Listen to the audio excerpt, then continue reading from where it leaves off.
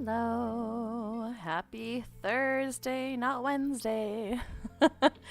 How is everybody doing? How's your week's going? Tell me all about it. Bum bum. Hello, Pim. Ninja, that is on my list of topics for today. Yesterday was your birthday! Happy birthday, Kalinar. Thanks for spending the day after your birthday with us. Hope you had a lovely, lovely day. Yours is on the 14th? Nice. It is birthday week for us. I have an uncle that's one day, and then kiddos was the next, and then I have a friend that's the next day, and now. Yeah, October is a good month. It's my favorite month. I like it quite a lot. Oh, happy birthday to you too, Chief Diaz. I hope your birthday was lovely. Ninja Cupcake collapsed 95 boxes. Ooh. You built up some good... Hey, Shadowcat. You built up some good muscles.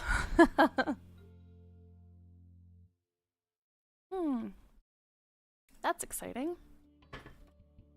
Yo again! Yes, it is our friend Shadowcat. Welcome, welcome.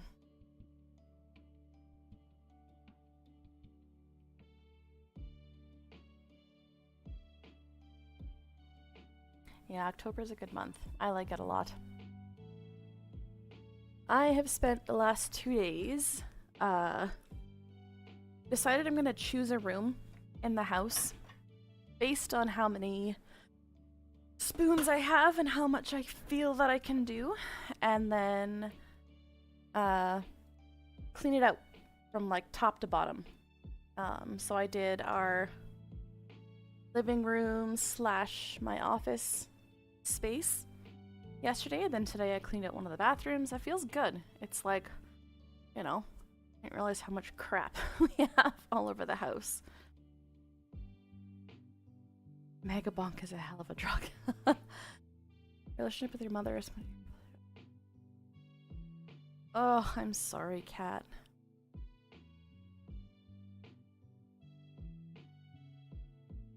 I hope that things get sorted out soon for you. I know you've been in a bit of a rough place. We're thinking about you.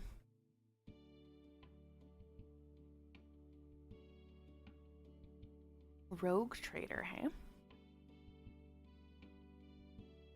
I'll be honest, the only game that I've been playing the last couple weeks outside of stream is Palia, because it's a no thinking game, and I just wander aimlessly and gather things and then go to bed.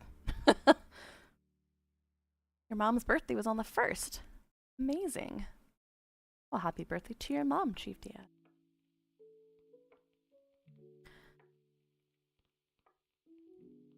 Yeah, parents aren't always the best. I know I've got no contact with one of mine, and it's not easy. It is not easy. But I am happier, my family is happier, Kiddo is safe. Hello Kitty Island Adventures. Yeah, and I'm not, it's funny because I am so not, like, I never made it through, dang it, what's the farming game that everybody plays? Stardew Valley. I haven't even made it to a winter yet. So not my thing, but there's something addicting about the Palia one. I don't know what it is, if it's like getting all the accomplishments, but it's so satisfying. We had a small argument about how she has to outlast my grandma. Oh, that's awesome. I have a great grandma that was 96 when she passed away, and then my other great grandma was 92. So. Oh, Cat, that's such a mess. I'm so sorry. Missing persons report. Hey, that seems just a tad extreme.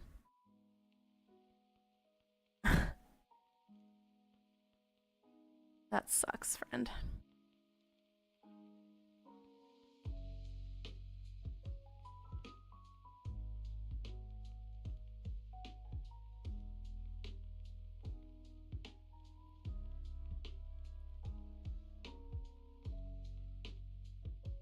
Yeah. And I mean, let's be honest, your dad also could have asked, you know?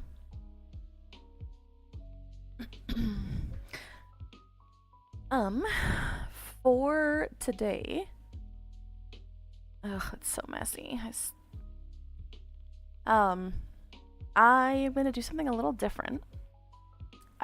There is a bunch of stuff that happened today in the Alberta healthcare system that is,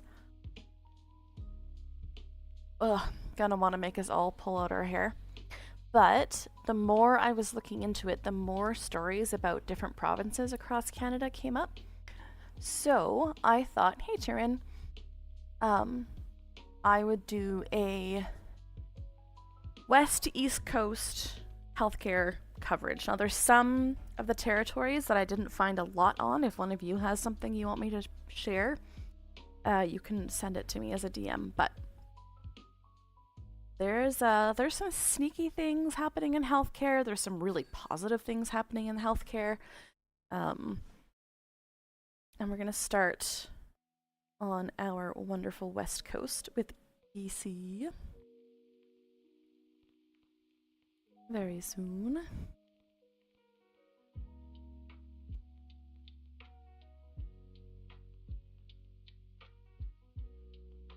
Hey, ATR 011, welcome in. Happy to see you.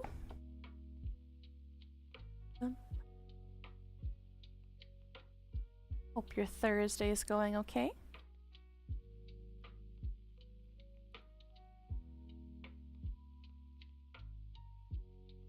Aw, thank you.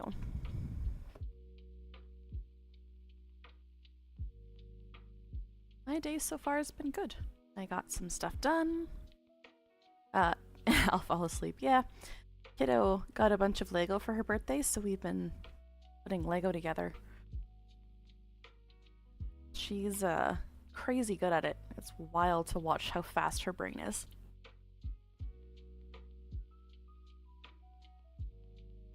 Yeah. I'm hoping by starting closer to 6 that we can get some of our East Coast friends in. I know it's late, but it's super fun. I like it. Oh, I love... There's...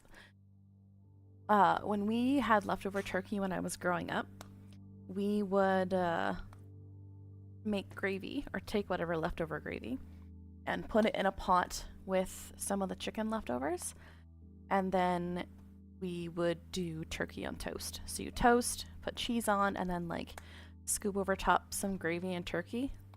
Oh, so good. Much better than just turkey, to be completely honest. Although, I am one of those people that will eat an enormous amount of stuffing.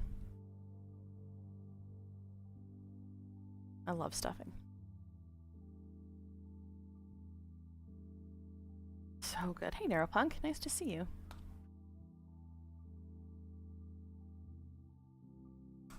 Yeah, Cat, I hope it never lasts. No. Yeah, Cat, I know we've chatted about it a little bit too, and I just really hope that things with your mom keep going okay. I know, parents are messy. It's hard.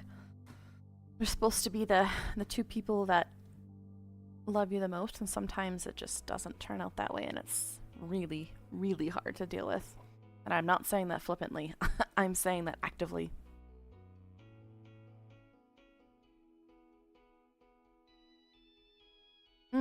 People are messy. I agree. So Elemental, my family growing up, they would do sourdough bread with the stuffing, and then we would add pork sausages, onion, apple, spices. One year my dad added mango. So good. So good. Oh, it's not a problem, Kat. You're totally welcome. This is the beginning of stream. We're still sort of waiting for a couple people to show up. This is the chat. You're more than welcome to chat about how your life is going. All good, my friend. I just love stuffing. So good. Bum, bum, ba-dum, bum.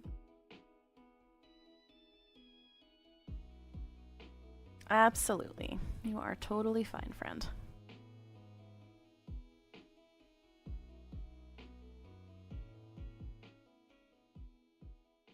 I also learned today that Twitch no longer counts lurkers as viewers in your chat.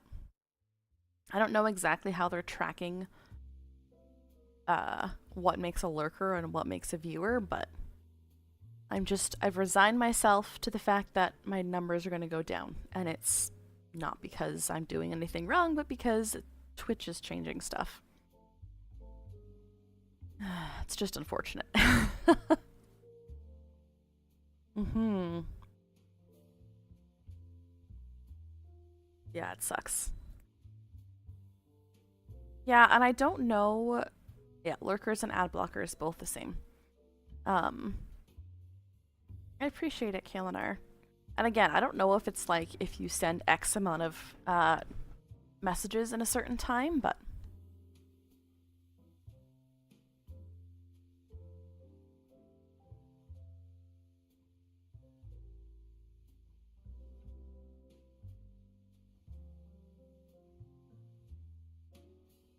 I don't know if you guys can hear it in the background, but we're just letting out the pressure of the pressure cooker. I muted myself for a minute. Yes, it won't count your view if you have more than 2 streams open. Supposedly to stop bots, but I'm like, the smaller streamers aren't getting bots. Like, I'm not being inundated with hundreds of bots to skew my numbers. Nor do I have the money to pay for a lot of bots. Hey, Morgan. That being said, though, I am not making any money from Siege, from the number of views. So, you're here and you're lurking, great. If you're here and you're not lurking, great. It makes no difference really to me. I just appreciate that those of you who are here are here. I really, really do. Love chatting with y'all. Bread stuffings are dry and have a bad texture. Yeah? You like fruitcake. Ooh. I don't know about that, Elemental. I am part English, and I can't do the fruitcake. Yeah. Twitch. Let me think. What was my last stream? I don't know how many ads there were. Like 2 sessions of ads, maybe at most. I earned 4 cents. Which in Canada, I guess it would be a nickel, technically.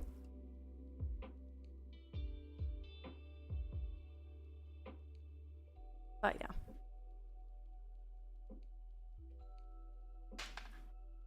I appreciate those of you that are here, whether you're lurking or not. Fruitcake is indeed bleh. Oh. Bread pudding is so good. My favorite dessert of all time is sticky toffee pudding. So good. Spotted dick is also good. Yeah, I'm at an hour yet, Chief Diaz, but hubby is on kid duty. Ooh, that sounds amazing, Kalinar. Yeah, and bread pudding is one of those things where you could have bread pudding from like 4 different people, and every time it's made completely differently. But I love bread pudding.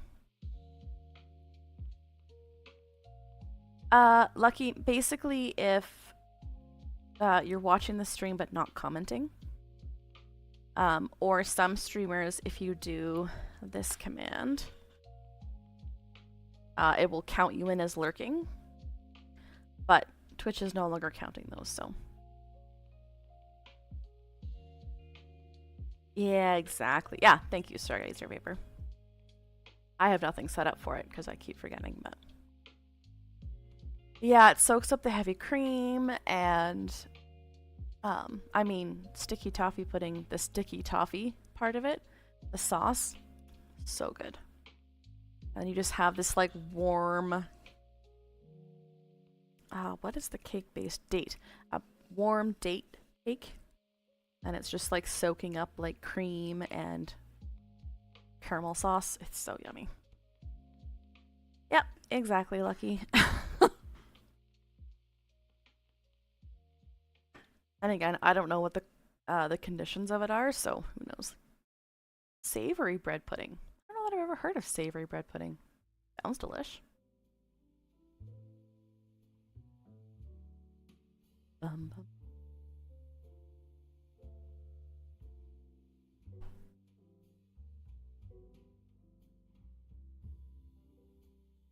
Yeah, Lucky, they're supposedly doing it to prevent bots. So, I don't know. We do what we can. Alright, I am going to get myself set up here for our topics today. Starting with beautiful British Columbia. Yes, it's exactly what it is, Tyrion. You should make the Croatian cheese strudel one day. Delicious. You think you would, Benedict? Add sugar and add meat, cheese, and veggies. Interesting. I'm having a hard time picturing that. I'm not gonna lie.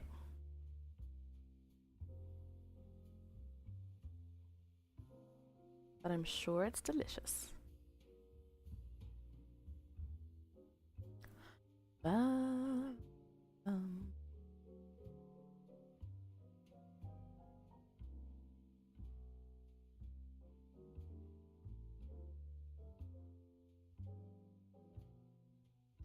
Right, we are going to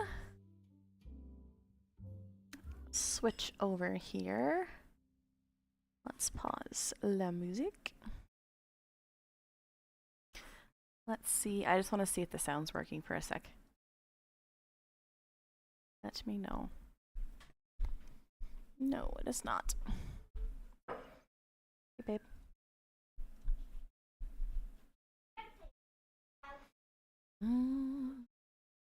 Hospital in Kamloops. Now those few. All right. So our first story is coming out of BC, like I said. Yeah, it's not great. And it's global, so hopefully they don't do the whole copyright strike thing, but we'll see. Anyway, here's our story in BC. It's been on the verge of collapsing for several years. Maternity care at Royal Inland Hospital in Kamloops. Now those fears have materialized after the entire team of OBGYNs resigned from the hospital. All of them. They all left. Yep. I forget how many. 7. The group of 7 doctors said they decided to leave their full scope OBGYN practices due to safety issues. It's not great. Been sounding an alarm for a long time, publicly since 2023, privately longer than that. The resignation letter signed by all 7 OBGYNs states in part, safety issues due to a changing workload and inability to recruit have over many years pushed us to a point where without sufficient IHA and provincial support, we are unable to continue with in-hospital care. IHA is very concerned, having had 7 obstetricians resign. Interior Health. Yeah, I imagine they would be.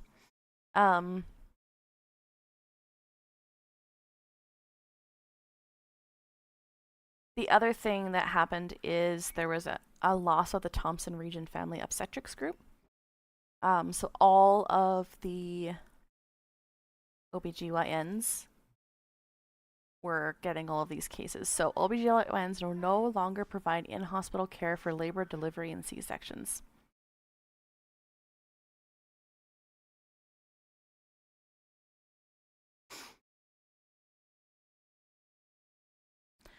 So they're hoping to phase out patient care, and a number of the doctors expect to continue in-office outpatient gynecology work.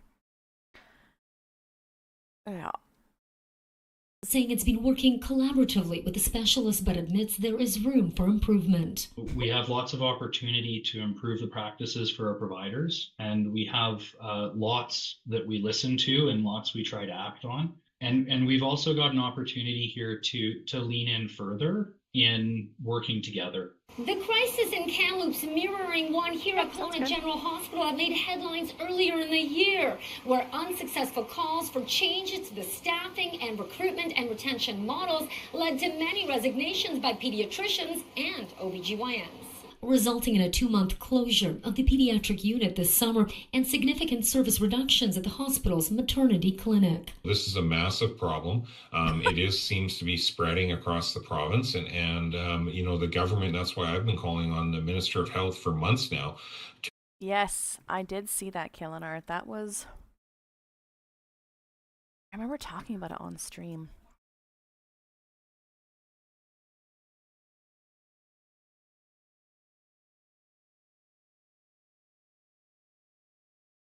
Yeah, right here.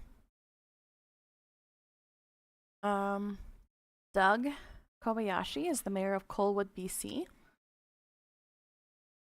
And his doctor moved away. He wants to make it as simple as possible for the doctors. So, his plan is to make them municipal employees. This differs from the usual system, where many families and many family doctors in Canada are independent contractors. As an employee, we want you to be a doctor 100% of the time. No more administration. We'll look after this. We'll look after hiring your medical office assistants. Like, they want to take a whole bunch of that extra stuff sort of out of the picture. Yeah, and smaller cities are trying to tempt doctors with promise of cheaper housing.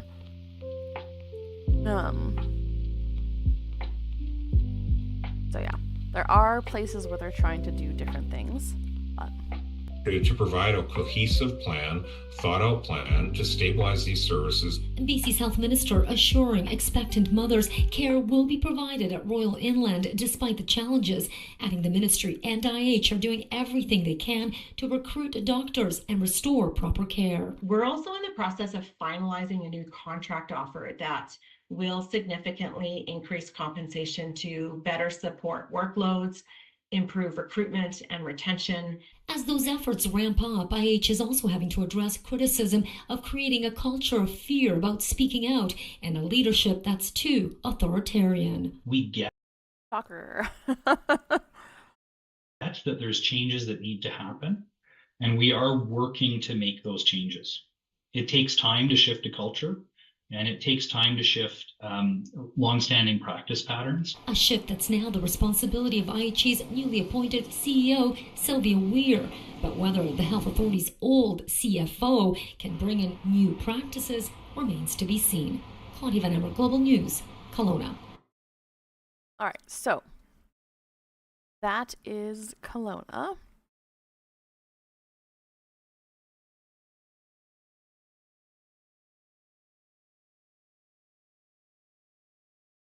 Yeah, it's not great. Oh, they're gonna make me watch ads for that.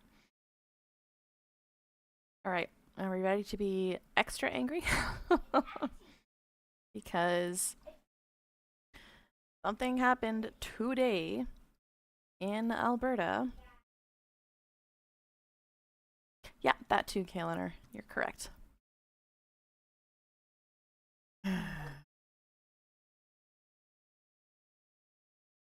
Whoopsie.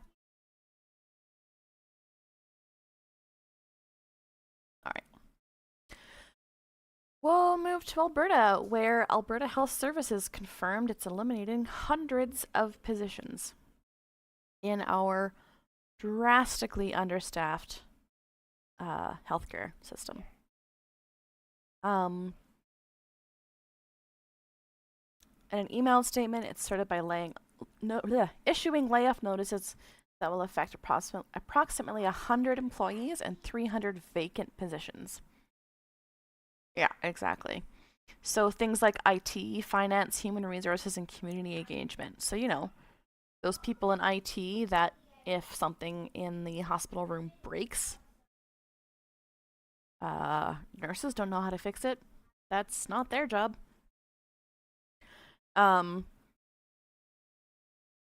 Yeah, and then this, which I love. The statement concludes by saying the layoffs are an internal human resources matter and AHS would not be offering any further comment. However, the UCP government has been promising a total revamp of the healthcare system, and that includes dismantling AHS and splitting into 4 new provincial health agencies, such as acute care, continuing care, primary care, and recovery Alberta. And I believe they are also hoping to separate cancer care as well.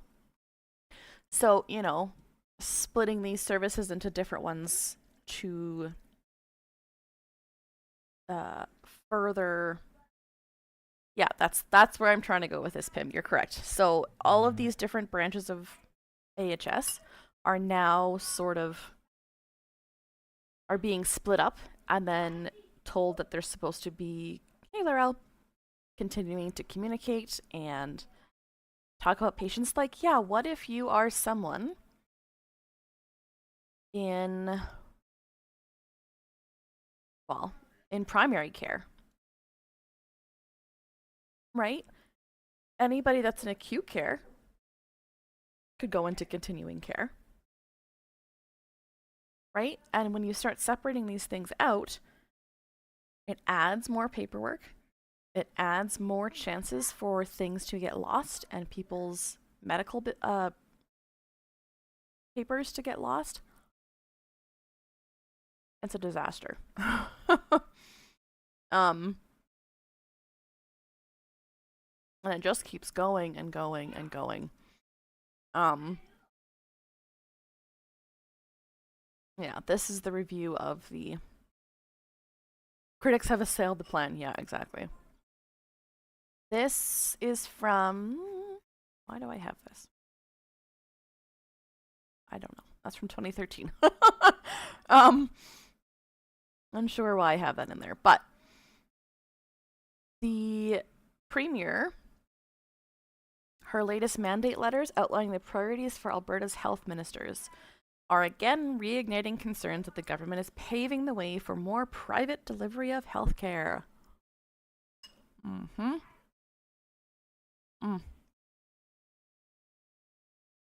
So, yeah, gross indeed. These mandates bring every part of Alberta's health network into alignment to strengthen preventative and frontline care, reduce wait times, and make a real difference by creating more paperwork and more red tape. Oh, Adriana Lagrange. Her new mandate letter in hand, she's so ready.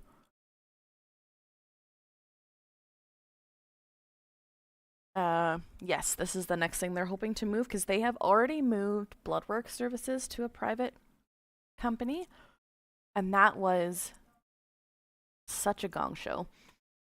The people that have to go into blood work clinics, like, super often, all of their stuff got lost. So they show up, and they need to get blood work done to test their whatever. Well, you don't have a file, so now you have to get into your doctor. Well, a lot of people in Alberta don't have a family doctor. And now... Yeah, exactly. And now they want to pass legislation and access to preventative health care, including elective testing, screening, and other diagnostic services. So now they're going after MRIs and CT scans. Yeah, this right here. Alberta's failed attempt to privatize lab services with DynaLife. It was a disaster.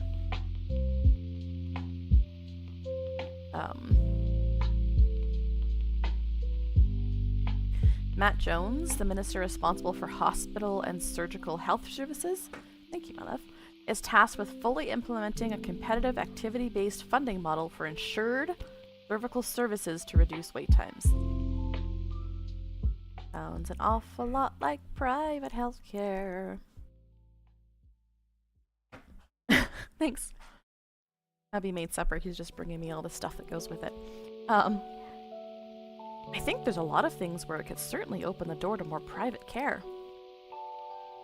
They see room for more private services. Yeah, it's just... She thinks she's so... sneaky.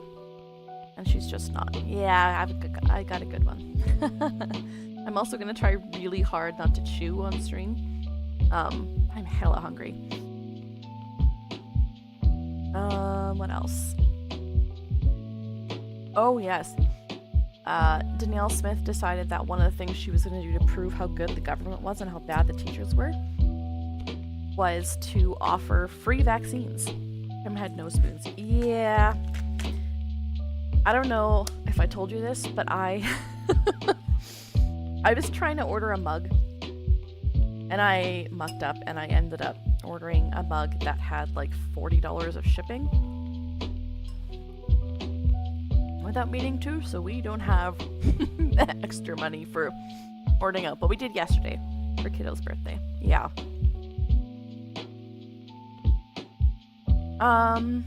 Yeah, so there's that. And then yeah, oops, I'm in contact with the company, so I'm hoping I can still get it sorted, but it's like a $90 bill in the end because it was USA dollars, and I don't know. I didn't realize I was signed in, and I hit checkout thinking like that would bring me to a screen to tell me how much shipping was. Nope, it just ran my card. Yeah, big ouch. Here is something else that's coming out in relation to Alberta healthcare, and that is that the government is going to finally release the report into healthcare contract scandals. Because there were allegations of corruption over health contracts. The report has not yet been delivered to the government, but here we go. Allegations, yeah, exactly. Allegations stemmed from a wrongful dismissal filed earlier by the former head of the AHS, because she fired him. Smith said no one from the RCMP has contacted her or anyone in her office. Yeah. The allegations have not been tested in court, and of course they've denied any wrongdoing. They claimed Mentezopoulos was fired for poor job performance and for stalling Alberta's plan to address wait times. Which is exactly what Danielle Smith is doing, but the NDP leaders, of course, are calling for a public inquiry.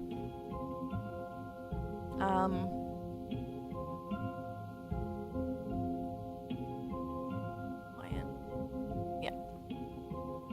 He was given this much money to do the work of determining whether or not any staff with the health ministry or companies involved in the contracts properly disclosed and dealt with any potential conflicts of interest. And in order to do that, he was given a budget of $500,000. So, you know, I don't know who's paying him that money or where that money's coming from, but we should be seeing, in theory, what happens when this report comes out, if they release it. Yeah.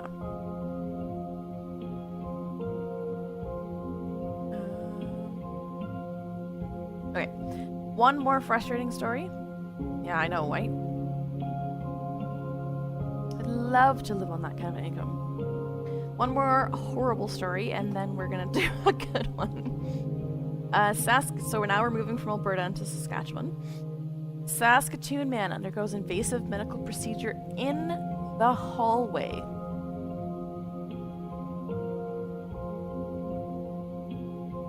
Yeah. 40K. He spent days in the Royal University Hospital undergoing treatment for the swelling of his brain. Roberts had been experiencing confusion and headaches. Oh, yeah, that's because I made it smaller. Hey, check. Oh no, it's this.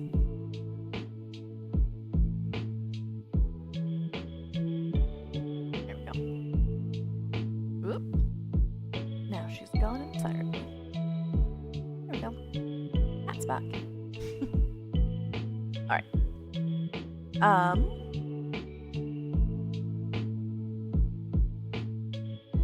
He ended up spending 4 nights and 5 days on a bed in the hallway. He received a plasma replacement in the hallway. Boxes full of plasma were sitting on the floor and had to be moved so people could get by. Like, yeah, things are bad. He's extremely grateful for the medical care he did receive from the doctors and nurses. Yeah. Not their fault. As far as the nurses, I don't know, they're so amazing, and honestly, in that environment, the medical care was amazing. The situation was terrible. NDP health critics said getting cared for in a hallway is absolutely unacceptable, which it absolutely is. He wants Health Minister Jeremy Cockrell to tour the emergency department in person. And it blows my mind that people like health ministers have to be told to go walk through the hospitals that they are in charge of. Like, really? Really?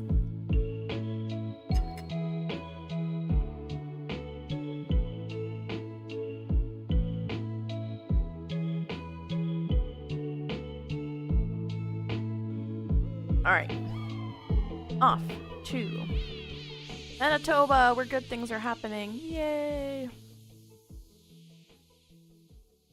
We like good things. Manitoba government provincial nominee program invites 328 healthcare workers to build careers in Manitoba. Yep, absolutely, Sniper Panda. It's also the reason that teachers should be the ones that are in charge of making the decisions for teachers. This...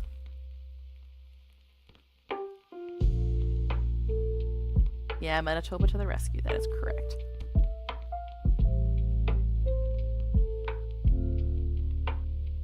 Alright, we'll just read it from here. Is continuing to recruit healthcare workers to support the province's healthcare system. This particular program is going to make it easier for skilled workers to stay and build their careers in Canada.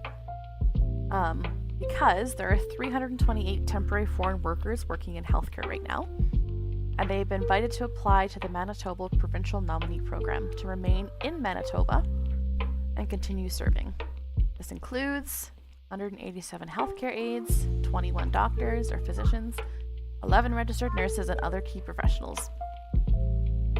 The Manitoba government has added 3,400 net new healthcare workers. Yeah, absolutely, Pimp. This is... we need a, like, middle of the country. Now we're taking a nice breather before we jump into the crap in the rest of the country. Are you gonna go for a walk? Fun. Okay, you go twice around the block, my love.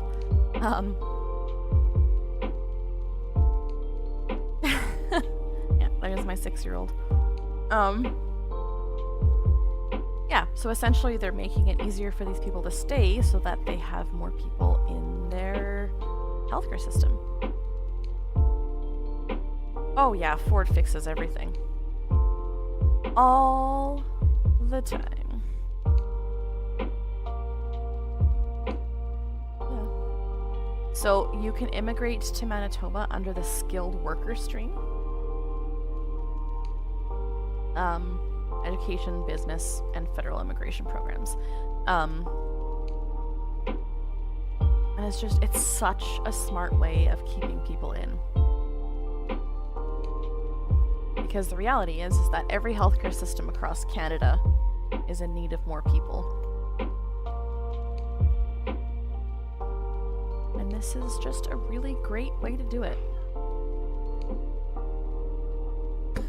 I don't know if you can still hear her.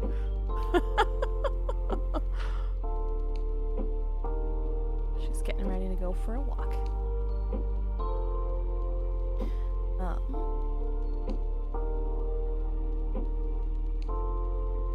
Trying to see if there is a video that we can watch so I can eat some more food quick.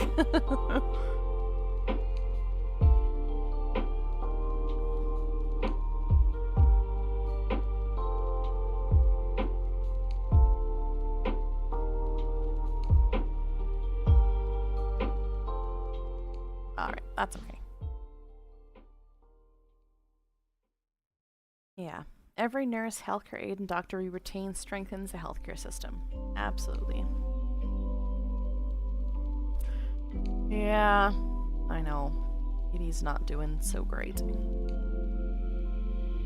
So, that's Manitoba. We're going to talk about frustrating and then one really, really good piece of news coming out of Ontario. That I'm quite excited about.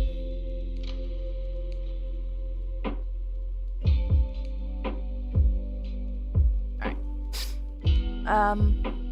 One positive, Ford, I will give Ford credit where credit is due.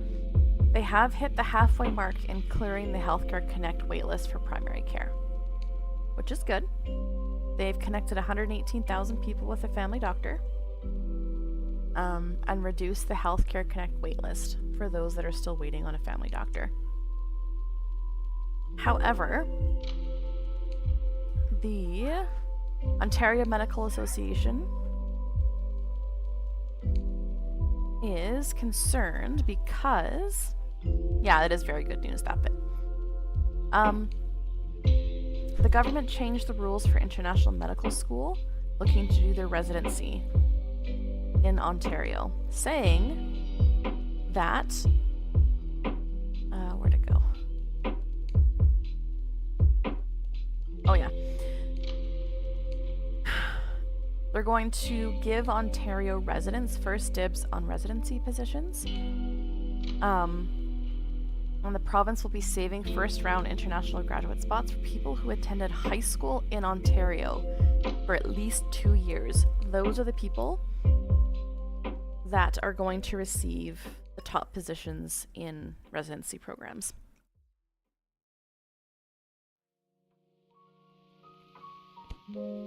Which is not great. National physician organizations have joined the growing chorus of critics, calling out Ford's government abrupt rule change for medical graduates wanting to train. This means that it would disqualify most immigrant physicians from the first round of matching for medical residency spots. Bye, Gavin. Have a good stream. So again, just putting up more barriers for including more people getting into healthcare. However, this is very cool. Ontario releases Canada's first quality standard for menopause care, titled Menopause Care for Women and Gender Diverse People.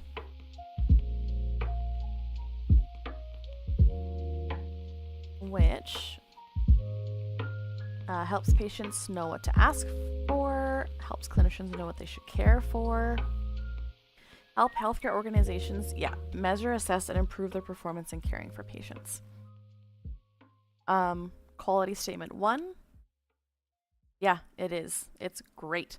Women and gender diverse people experiencing perimenopause, which is something that's very little researched because it's a woman's issue.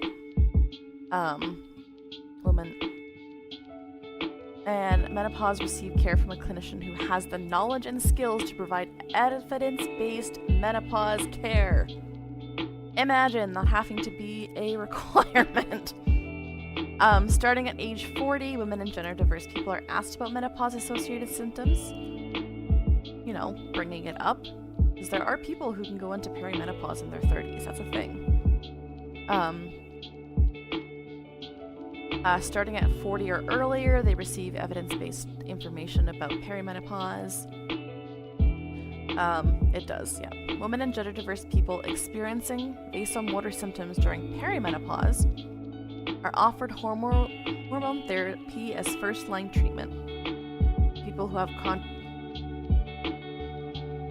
contraindications to menopausal hormone therapy who do not desire it are offered other evidence-based treatments. You know, like having a choice. And appropriate referrals to a clinician with expertise. Which I just, like, the fact that stuff like this takes so long. People experiencing perimenopause and menopause should receive high-quality care based on the best available evidence. Neuropunk. Lack of awareness about menopause-associated symptoms is widespread. Yeah, it's very good, Pim. And people have limited access to clinicians with the knowledge to provide. I just love the evidence-based menopause care. Canadians who took part in a survey in 2022, 46% said that they felt unprepared for the life transition, and 55% felt they should have learned about it earlier in life. Like, over half of the population is going to go through menopause at some point.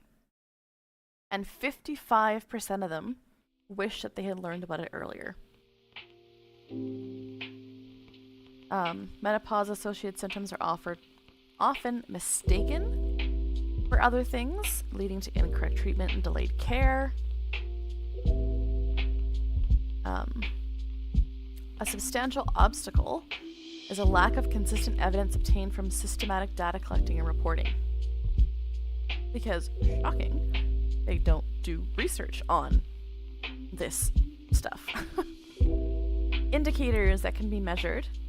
Percentage of clinicians who have the knowledge, including menopausal hormone therapy, non-hormonal, and non-pharmacological. These words, y'all. Pharmacological treatments. Percentage of women age 40 or older who receive evidence-based information. Percentage of women and gender-diverse people experiencing those actually have a referral. And saying that their quality of life has improved since receiving menopause care. Yeah, so I will tell my anecdotal story. I was diagnosed with adenomyosis 4 years ago, something like that. Which is essentially, there's endometriosis, yeah, it's ouch, where the tissue that's supposed to be lining your uterus just grabs onto other organs, and they have found endometrial tissue in hearts, in livers, my sister has stage 4 endometriosis, and she can't walk. Like, she is ill. Anyway, I was diagnosed with adeno, which is the same idea, except the tissue doesn't just line my uterus, it grows into the muscle of my uterus. So I have what's called a bulky uterus, which basically means my uterus is so inflamed every month. It looks like I'm 6 to 7 months pregnant during certain weeks of the month, and it's painful. I am on a birth control that makes it so I don't have periods because I cannot function. And when I was diagnosed, I was diagnosed after an ultrasound, and the doctor came in and looked at me. He's like, "You have adenomyosis, don't worry about it. At least 35% of women have adenomyosis, and they're fine. So there's nothing to worry about." Except, yeah, it's like, I can't even describe to you. Before I had kiddo, I had painful periods. After I had kiddo, because I had a C-section, does he still live? Barely.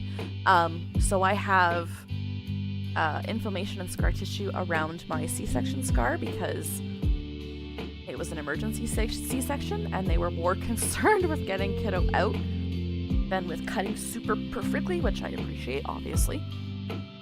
Hey, Gamer Jane.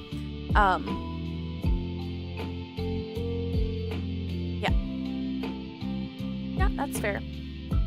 But I just was blown away. I'm like, how can this be something that 35% of women have, but I've never heard of it before? Ugh, job hunting, that sucks. And I basically said to him, I'm like, what can I do? Like, at the time, we were hoping to have another kid. And he's like, oh, well, I will refer you to an OBGYN, and they can tell you. The wait for an OBGYN was 18 months because I wasn't pregnant, and it's not considered to be an emergent situation. So, I waited. In the meantime, I went on birth control because I could not handle the periods. Like, I'm talking, I would have cramps for the week before, horrible cramps the week of, after effect cramps of the tissue growing back the week after. Then I'd get like 2 or 3 days where I felt okay, and then it would start all over again. That's amazing, Europunk. I'm glad that you had a doctor that fought for you. My family doctor has been lovely. She has fought for me so many times. She retires in 2 weeks, which sucks, but so she got me an earlier appointment with the OBGYN, and she was the one that booked the ultrasound in the first place. And you guys have family doc. Well, I have one for another 15 days, and then she retires. Anyway, it boggles my mind that something that 35% of women and gender diverse people can have this, and there is no research, except to say that if you want to not suffer with it, get a hysterectomy. That is the only known cure for adenomyosis, is just to take the whole thing out. Otherwise, deal with the pain every month for the rest of your life.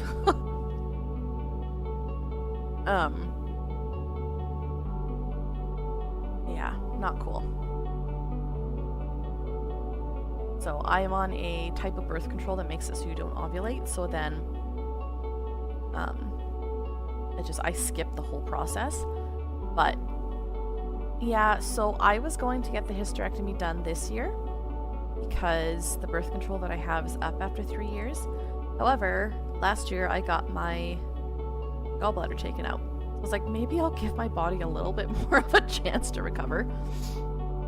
But the plan is to get the hysterectomy because I don't want to be on birth control for the rest of my life. But I can't live like that. So yeah, Kalinar, that doesn't surprise me. That's been the experience of most of the people that I've talked to. Yeah, I've heard the healing process is pretty good. Isn't that bizarre, the Ninja Cupcake, that they have mastered the art of removing the uterus and whatever else from women, but they can't actually do research on how to heal it if it's sick? Well, welcome in, Gamer Jane. This is a very high neurodivergent a high percentage of neurodivergent individuals are in this stream right now, so welcome. Yep, I've heard that. Alright, quickly I'm gonna go through this and just highlight some of the things that they want people to learn, because I love this so much.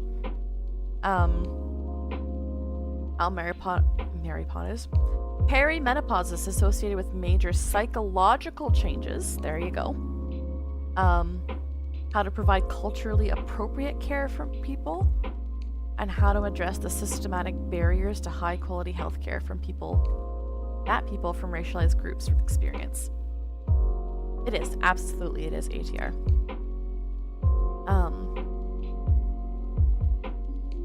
Many clinicians have not had an opportunity to obtain this knowledge. They do not routinely offer adequate training.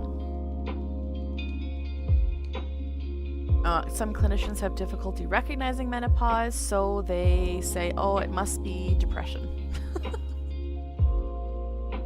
Yeah. Anyway, this is a really long document, but I love this so much, and I was like, we need a good story out of somewhere. And this is a great one. I think this is a very, very important step. Yeah. From the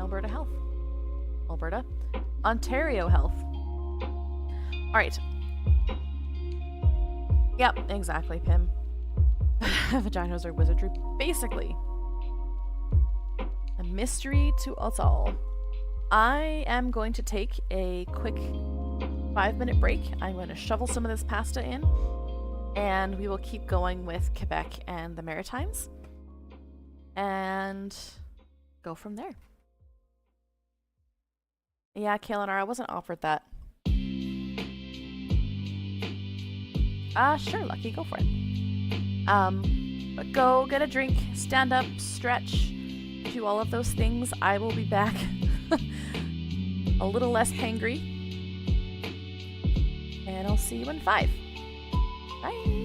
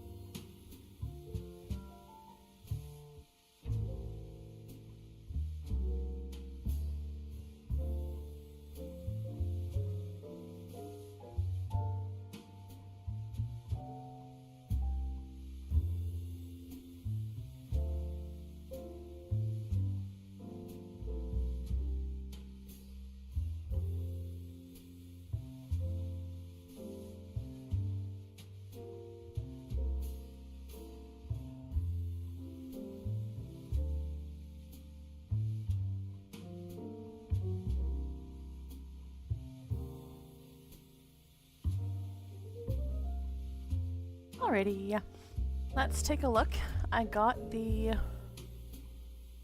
story from Lucky on Huntsville. Yep. So let's take a look at what they're doing to get doctors in their town.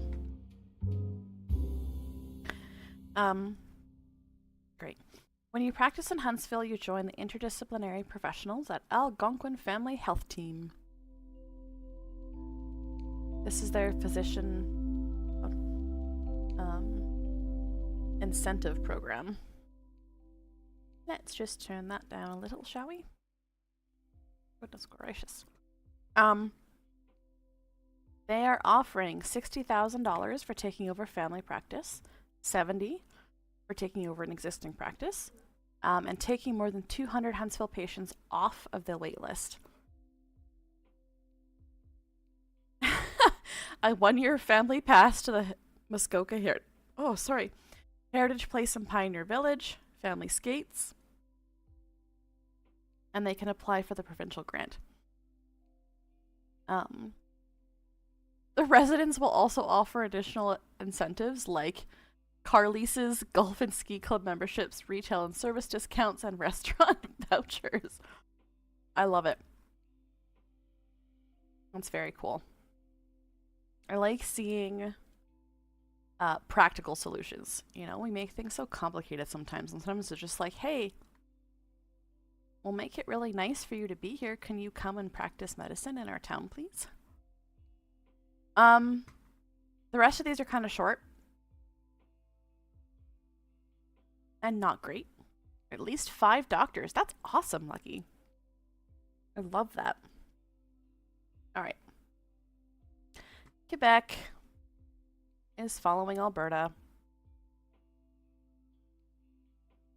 Like a vacation ad. Yeah, 100%. Quebec residents can book their COVID-19... Let's try that all over again. Can now book their COVID-19 vaccines, but unless you're a healthcare worker or part of a high-risk group, you have to pay for them. Everyone will have to pay up to $180 for the COVID vaccine. Yeah. We see that COVID-19 is already above 12% in Quebec.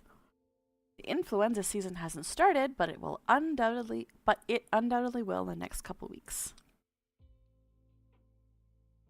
Yeah, ick. Ick is correct. Shall we hear a good COVID-19 story?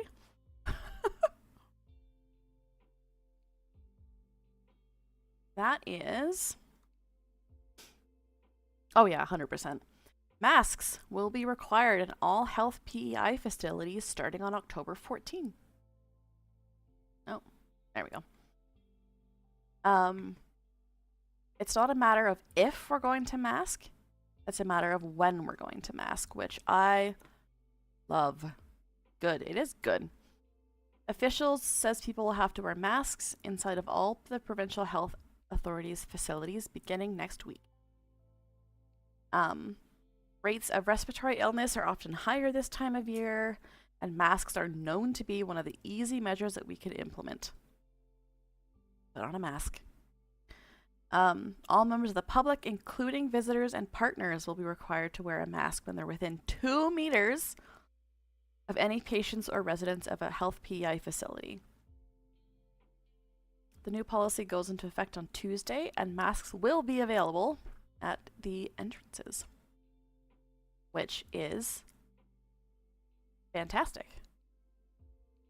Now, PEI also has a very aggressive approach to recruiting more staff. Whoop, there we go.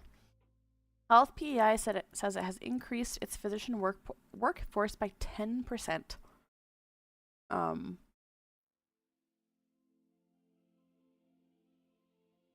Is there? Yeah, the number of family physicians practicing increased from 101 to 110. And the nurse practitioners roster has grown by 28%.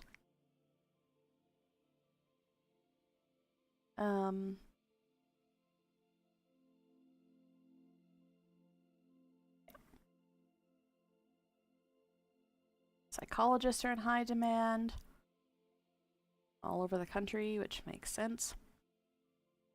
Is using more modern marketing practices to reach potential new hires from across Canada.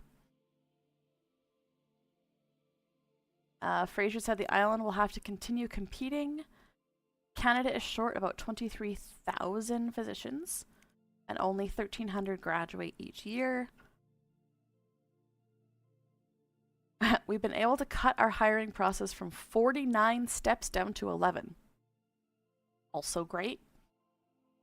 But yeah, they're spending thousands of dollars a month on private employment agencies. They're doing their best to spend money in places where people can hire more doctors, which is great because that is something that this country definitely needs. Another positive story out of the Maritimes. Nova Scotia is going to provide RSV vaccines to infants under 8 months old.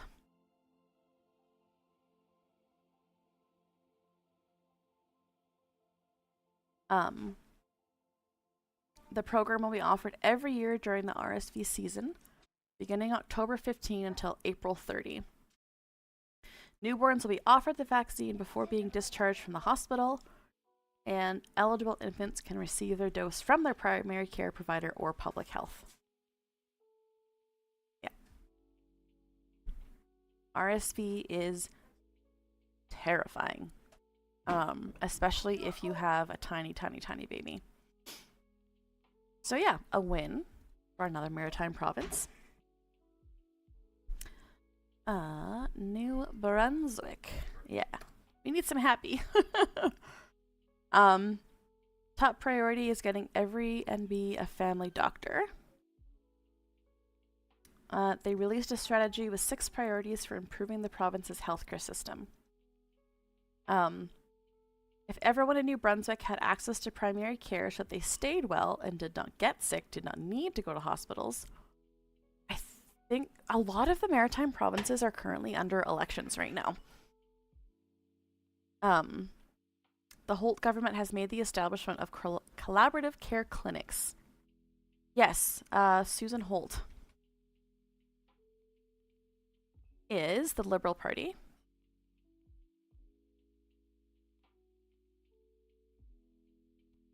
The first woman premier of New Brunswick. Yeah, I saw that killing her. Yeah. Yeah, so she's doing great things. Yep, exactly, which is where they should be, Tyrion.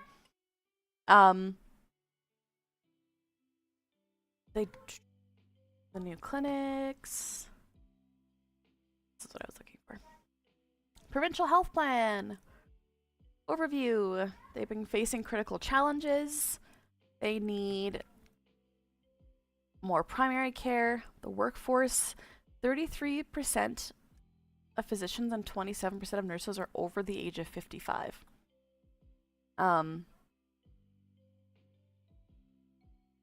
Patients in need of addictions treatment are waiting 6 months. So yeah, there's a lot of work to do there, but it sounds like they have a really big incentive to get things done, which is kind of awesome. Yeah, New Brunswick, a win. Now, the other provinces, especially Newfoundland, Labrador, and the Yukon, they're all in the middle of elections. So really all I could find there is, oh, it's the same one. Yeah, Tyrion, I agree. What they say, the election, November 3rd is the election in the Yukon. And most of the NDP Yukon members have spent the first couple days talking about healthcare. As of August, there were 4,459 waiting to be matched with a primary care provider. Alternative pay models, so they can provide team-based care. Yeah. The Liberals have let the doctor waitlist explode. Not one of the 153 locum doctors chose to make the Yukon home last year. They had 153 doctors go to the Yukon and work, and all of them left. So, some progress there. And like you said, Newfoundland, Labrador is also in the middle of an election. Just elected a conservative. But, yeah.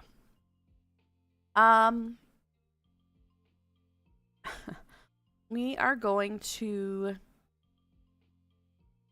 We're going to do a frustrating story. And then we're going to talk about 2 great stories. Yeah? Because we're going to talk about Pierre Polyev. Oh, good. One moment. I'm going to try and open that on my other thing so I don't get ads.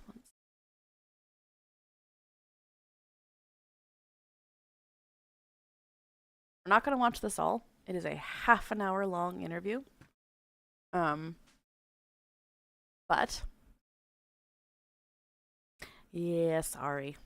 But he made some points. Also this, like, seriously? Ugh. Anyway.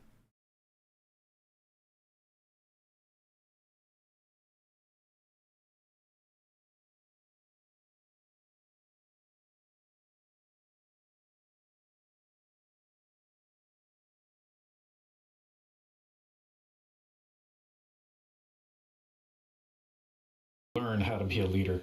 And one of the things that we wanted to ask you was, you became leader of the Conservative Party in 2022, and I believe just passed the 3-year mark on that anniversary. So in that time, what have you learned about leadership that you didn't know before, and what was your biggest success and perhaps your biggest mistake that you learned from?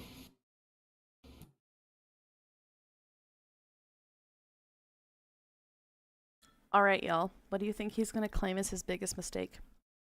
If you had to guess, what do you think he's going to claim?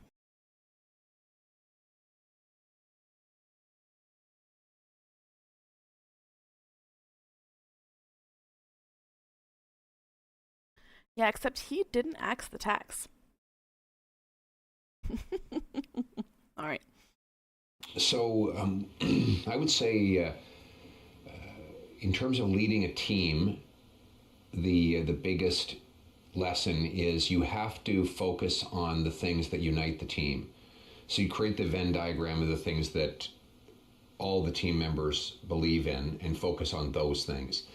So when it comes to a political party, that's not always easy. You know, we have law and order conservatives versus libertarian conservatives. You have those who are focused on fiscal conservatism, others are social conservatives. And so, you know, I draw a circle on a page for each one of those groups, and I look at the place where all of those circles overlap, and I put all of my energy in those places. And that way, all of his energy.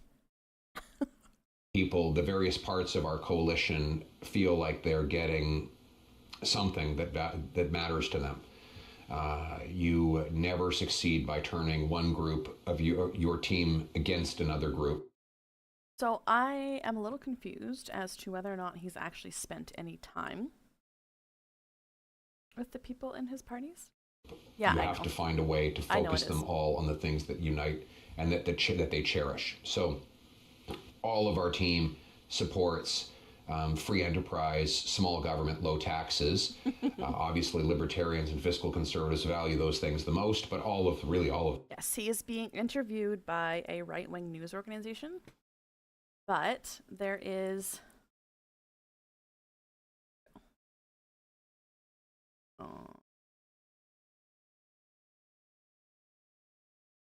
goes on a rant about how the RCMP didn't investigate Justin Trudeau.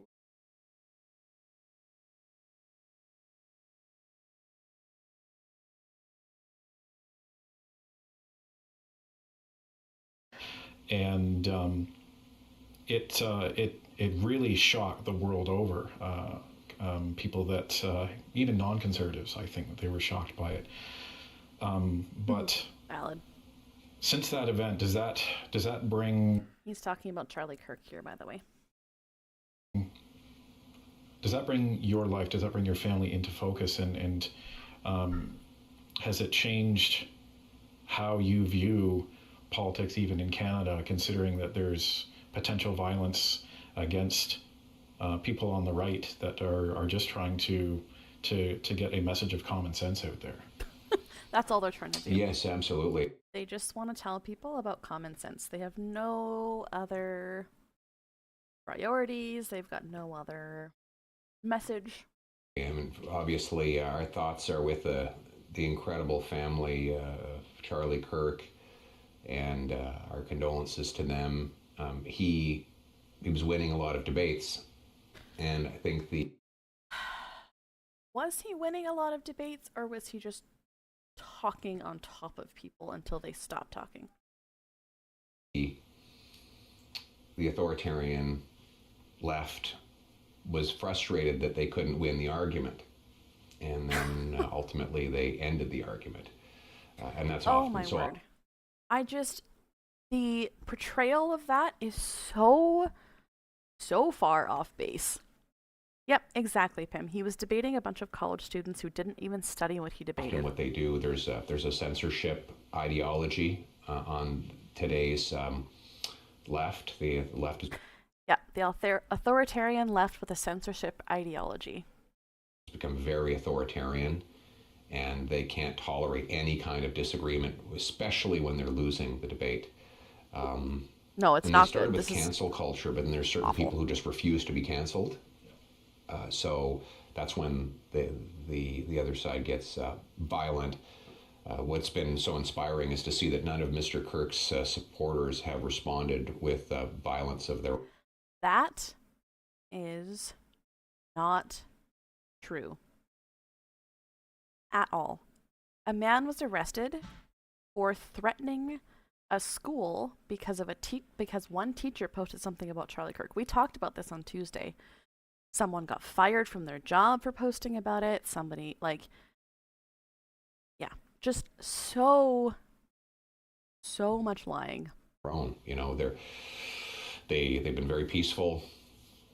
There's been no windows broken, no riots. We can call in threats at a school, but they didn't break windows, so it's okay. We're good. Watch out for the windows. No counter assassinations, nothing. Very inspiring to see the. I'm sorry for making y'all listen to this. I did not listen to the whole thing earlier.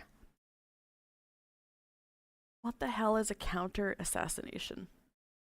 Peaceful response by his supporters. His wife, to see his wife forgive the shooter, unbelievable. I don't think I could have done that. But yeah, it does put it in perspective. We've obviously had death threats targeting at me. They go after my family. They target my wife. And we see more and more of the radical left trying to drive their opponents out of political life, and we have to stand up against it. We can't run away or. Yes, they did, Pim. You are correct. I am not going to stand here and say that political leaders don't get death threats and don't get stuff like that, because they do. Every single one of the politicians in power are getting death threats on both sides. However, that's not the people that targeted his wife. We have to take the right precautions to protect our families, and we do. But we can't run away, and otherwise we reward the kind of violent, threatening behavior that obviously led to Mr. Kirk's death. And as a result of that, we even thought about situations, because Charlie Kirk was essentially one of us, just an influencer on the right that decided to pick up a microphone and have a voice. And I think there was a lot of trepidation shortly. Yep, they sure did, Lucky. I want to go. Oh, here. This is ridiculous. The new MPs. I know you've been an MP for quite some time, Yes. But I wanted to ask you in a different way. When you stepped on Parliament Hill for the first time after becoming the MP for Battle River Crowfoot, how did you feel? I felt in awe. The House of Commons is an extremely beautiful and majestic place. Do you know what the House of Commons is doing right now? Construction. But it's very majestic construction.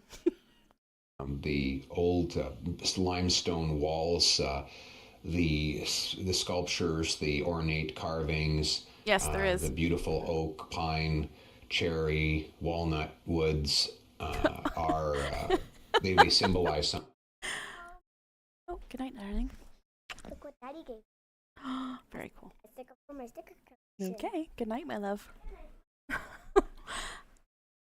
Yeah, that's fair, Kalinar. We're almost done. We're not going to watch all of this, I promise.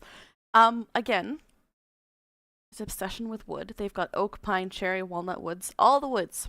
Something special.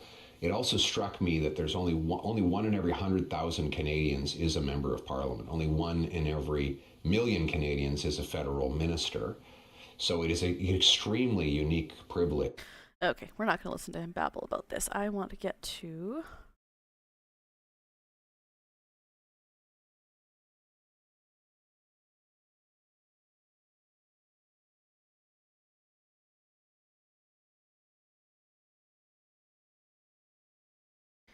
There we go.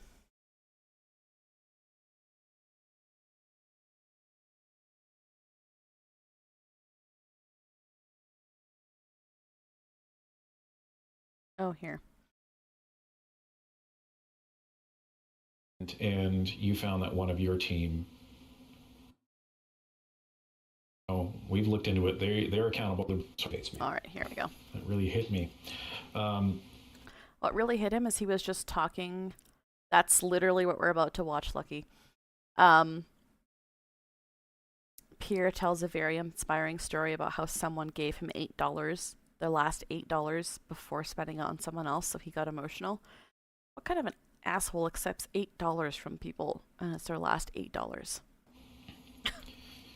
When we think and we reflect on all of the corruption of the Liberal government over the last 10 years, and, we've looked into it, they're accountable for over a third of all scandals in Canadian history since 1867. Right. A third! So, where are the other 2/3? Like, that's not even a statistic in a fake statistic in their favor. How would you react if you were in government and you found that one of your team was involved in one of these types of scandals?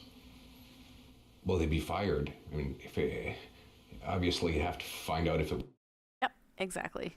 was an innocent screw-up, a one-time minor screw-up that was due to a mistake, or whether it was a real, genuine corruption, self-serving corruption. But, many of the scandals of the Trudeau era should have been involved jail time. There you go. The scandals, no worries. The scandals from the Trudeau era should have involved jail time. Trudeau broke the criminal code when he took a free vacation from someone with whom he had government business. It's just like, it's right there in the criminal code. If the RCMP had been doing its job and not covering up for him, then he would have been criminally charged. Let's listen to that one more time. With whom he had government business. It's just like, it's right there in the criminal code. If the RCMP had been doing its job and not covering up for him, then he would have been criminally charged. And again, he probably violated the criminal. Did you catch that little correction? He probably violated. Yeah, we're making a real stand here, sir. Criminal code and the SNC-Lavalin scandal. These would normally have led to criminal charges, but of course the RCMP covered it all up, and the leadership of the RCMP is just frankly just despicable when it comes. Yeah, He called the leadership of the RCMP despicable. To enforcing laws against the Liberal government.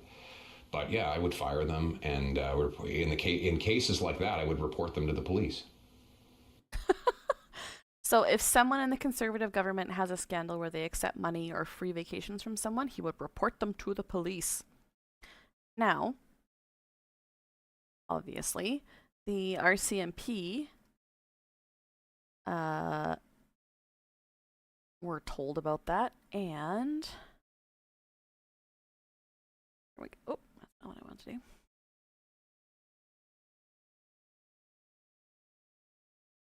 There it is. Y'all, I had such a full document of stuff today. I'm struggling to find. Yeah, so himself, exactly. Okay. Again, I'm going to be skipping a little bit through this, but whoops. The RCMP officer gets asked about that close to the end. Absolutely not. Insert. Very well. Sorry, y'all. Watching the Full stop. Part of coming.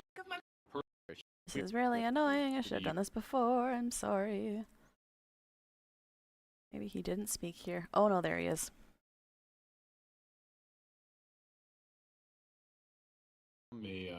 Et de l'énergie et ce qui va être le plus ces négociations-ci seront importantes pour la province de l'Ontario et le Canada dans l'ensemble. I'm going to try and turn the volume up for this. I hate that there's no closed captions. Pretty quiet. Mais ce qui va être le plus important, ce sera la revue de l'ACM, l'accord entre les États-Unis, Canada et le Mexique. Good morning, Prime Minister. Megan Fitzpatrick from CBC News. This is actually a question for Commissioner Duhem, if that's okay. Okay. Yes, he's very capable. Yes. I would like you to step aside. Yeah. I'll just. This is a question on behalf of my colleagues in our Parliament Hill Bureau. Commissioner, in a recent interview, the Leader of the Opposition called the leadership of the RCMP despicable when it comes to enforcing laws against the Liberal government and accused your officers of You see Carney's face. covering up for former Prime Minister Justin Trudeau in the SNC-Lavalin affair. What's your response to Pierre Poilievre's comments, and have you ever faced political pressure from the government to not pursue charges? Yes, please tell us right now about any possible corruption that's happened in public. So I think we've talked about SNC-Lavalin quite a lot under the previous government, and I think it was clear that there's no interference. I don't take any orders from any political individual. Very important statement. And as far as his comment with regards to senior management, I would invite Mr. Poilievre to meet with us and to meet with the people who run this great organization, 32,000 strong. So good for him. Right? I don't take, and I mean, we can talk about the police and all those things in 100 different ways, but to be accused by the leader of the national opposition that your organization is despicable, it's a pretty good response. Comment with regards to senior management, I would invite Mr. Poilievre to meet with us and to meet with the people who run this great organization.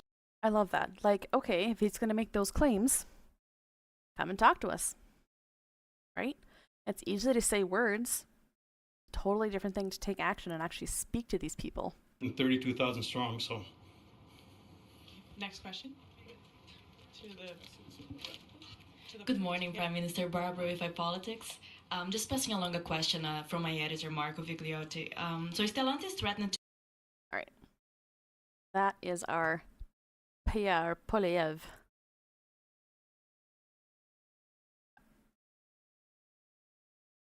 Let's do... Where are we at here? Almost at 8 o'clock, y'all.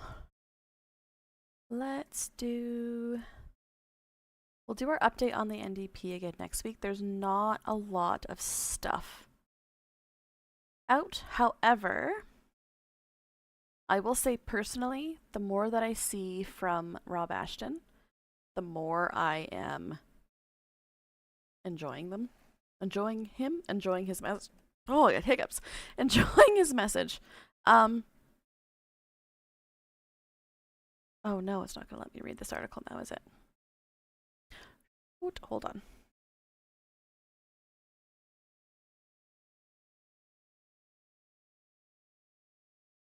Here we go. Here is why I said that Lululemon was in the title. Oh, yeah. Let's not watch that, shall we? Billionaire Chip Wilson has been fined for the signs he put up on his property during the 2024 provincial election campaign. He posted 3 large signs, all attacking the BC NDP and leader David Eby. There are the signs. If it plays without an ad, that will be lovely, but not yet. Hang tight. Oh, Chip Wilson. Yeah, that super awesome human. Leaders are keen to distance themselves from billionaire Chip Wilson. The Lululemon founder erected a... Eby will tell you the Conservatives are far right, but neglects saying that the NDP is communist. And he put that outside of his home in Vancouver, I believe. Sign outside his Point Grey mansion last week, calling the BC NDP communist. Well, that sign and Wilson's property were then vandalized with graffiti. On Monday, a new sign went up. Yeah, people were not happy. Saying voters seem to forget when Eby gives us money, it is the voters' money he has already taken. Conservative leader John Rustad was quick to respond on... Even the Conservatives were like, nope. The Conservative Party isn't going to give billionaires special tax breaks. You're excluded from our homeowners and renters rebate. We're not fighting to make life more affordable for hardworking everyday BCers, not billionaires. Yeah, they are. On X, writing, sorry, Chip, a Conservative Party of BC government isn't going to give billionaires special tax breaks. A short time later, NDP leader David Eby weighed in, writing in part, I will never apologize for asking billionaires to chip in. Clever. Chip's new sign doesn't explain who's paying more, Chip, and who's not, and who's getting money, not Chip. John Rustad would cut taxes just like before, and I'll cut yours instead. I'll never apologize for asking billionaires to chip in. Yeah, he's very funny. I do appreciate his wit. I am a sucker for a very good pun.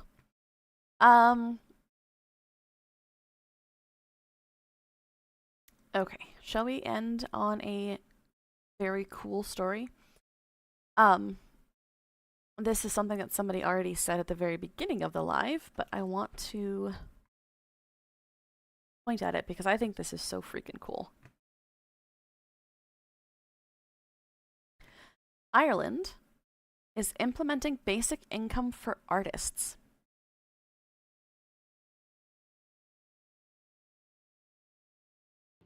Sorry, just checking something really quick. Yeah, isn't this awesome?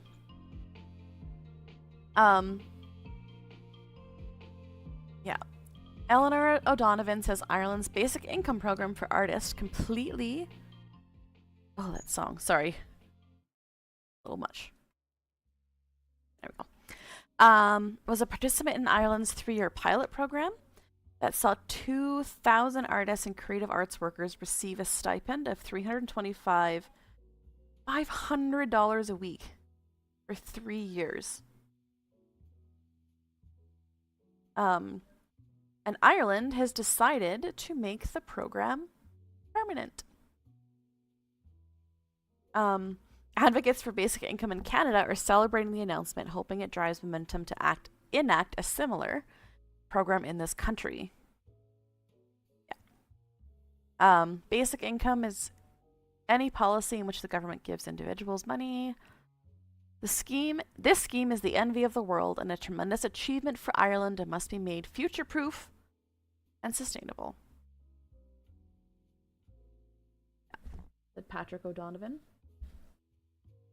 The pilot, while expensive, generated a lot of bang for its buck. So they spent $105 million, but the costs were offset by a boost in audience engagement, with the arts increased tax, a reduction in social welfare payments, and improved psychological well-being for participants. From a financial point of view, it's hugely beneficial, but beyond that, I think there's something intangible the arts offer to culture and society. Oh no, Gavin, I'm sorry. You're here for the good story. Ireland pays artists a national income for if they live in Ireland. Yeah, it's so cool. In 2020, at the height of the pandemic, 75,000 artists launched a campaign and public letter to the federal government calling for a universal guaranteed banking. Where do I sign up to be Irish? Right? I'll move. I mean, I have no... How do I put this? My artistic skills are in music. They are not in anything else. Yeah, just so cool. Music is an art. Yeah. Music is art. It's just... it's one of those things where I'm like, I can't do art. And then I'm like, hold on, I gotta say that differently. Economists say it's not likely here, blah, blah, blah, blah, blah. This is from... There's no, it's just... Thank you, Pim. Depends, Ninja Cupcake. The government's basic income for artists set to be a permanent feature from next year with 2,000 new places to be made available. A new application window will open in September. Include additional artistic disciplines not included under the original pilot. So they're going to expand it. I wonder... Somewhere there was a list of all of the different artist types that they're giving this to. No Irish? Shoot. Let's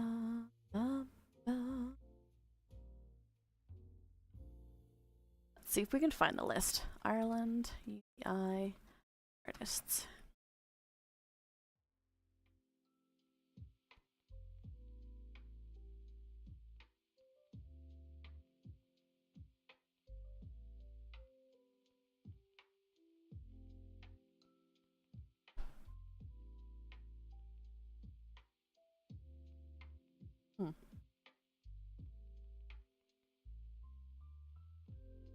Oh, I'm getting a phone call.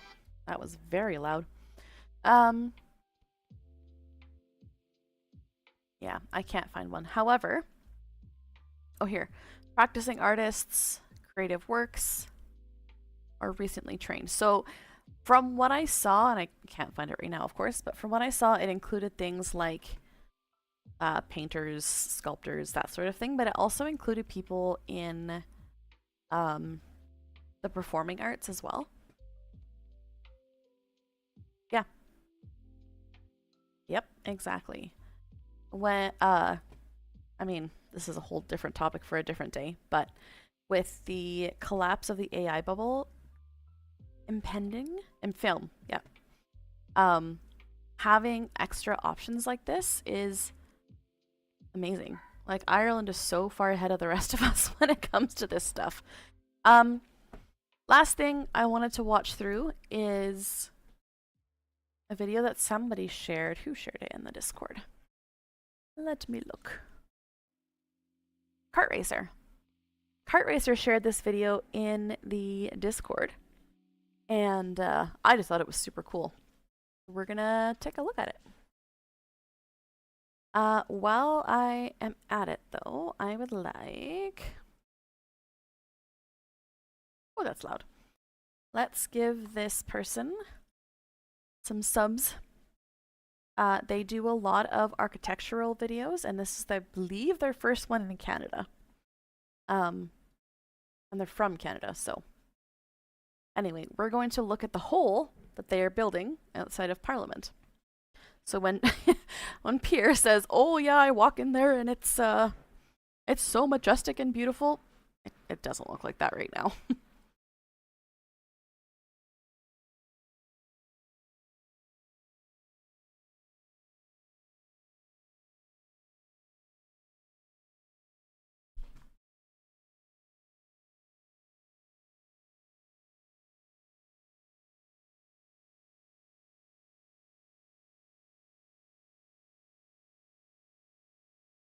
I don't know.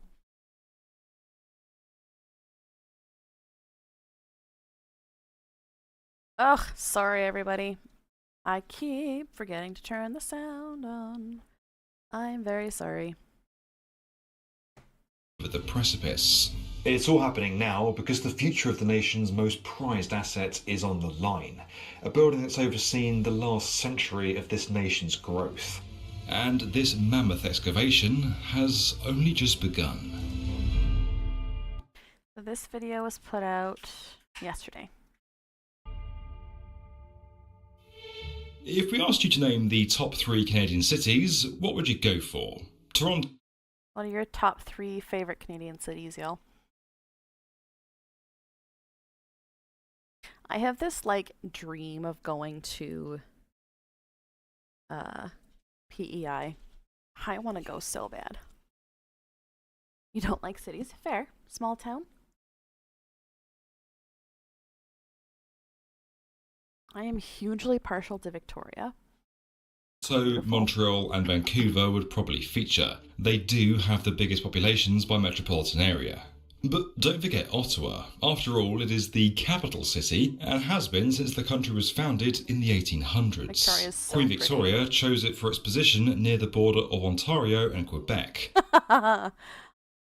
Top 3 cities? Yeah, what are the 3 cities with the lowest populations? It's where the Ontario. English I love and that. French-speaking regions meet. And because it was surrounded by forests, meaning it could be more easily defended in case of any aggression from the United States. Is that because of, like, is it, I know nothing about PEI. Is it very rainy?